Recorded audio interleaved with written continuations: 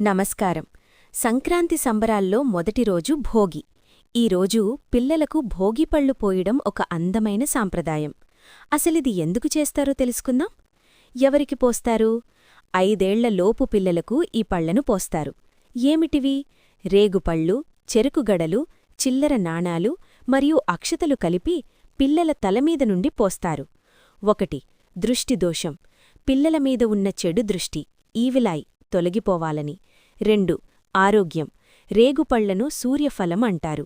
చలికాలంలో పిల్లలకు రోగనిరోధక శక్తిని పెంచి సూర్యభగవానుడి ఆశీసులు అందేలా చేస్తుంది. 3.